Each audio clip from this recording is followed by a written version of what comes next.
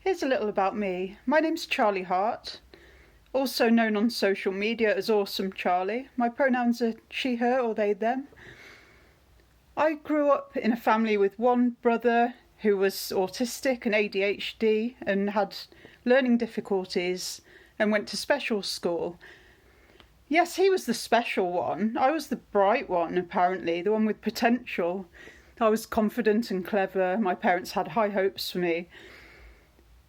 But I was autistic and I didn't know, and ADHD and I didn't know. I stumbled through education, just scraping by because of my photographic memory, but never doing any work. Really struggled at university and I ended up failing the first year. I wasn't equipped for university life and doing coursework at all. I just wanted to hang around with bikers and rockers and get up to mischief, looking for validation in all the wrong places after getting bullied at school for being weird and different.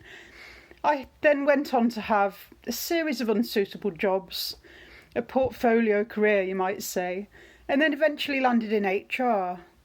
I kind of found my niche there, not the fluffy kind of HR, but the analytical side. I got into systems work and I could pull data in Excel and manipulate it. And then finally, I was diagnosed autistic at the age of 42 when my 14-year-old son was. The pennies dropped and I thought, oh yeah, that sounds like me too. I did a lot of research. I found the actually autistic community. And then I had a new spring in my step. I was validated and vindicated. Finally, there was a reason that I struggled with things that my intellectual peers took for granted. I got into then neurodiversity advocacy and I started doing presentations at work about how and why to accommodate neurodivergent people in the workplace. This I really loved and I stayed working in HR for another 5 years, but I've now resigned and I really want to be a neurodiversity consultant and do speaking engagements and freelance consultancy work.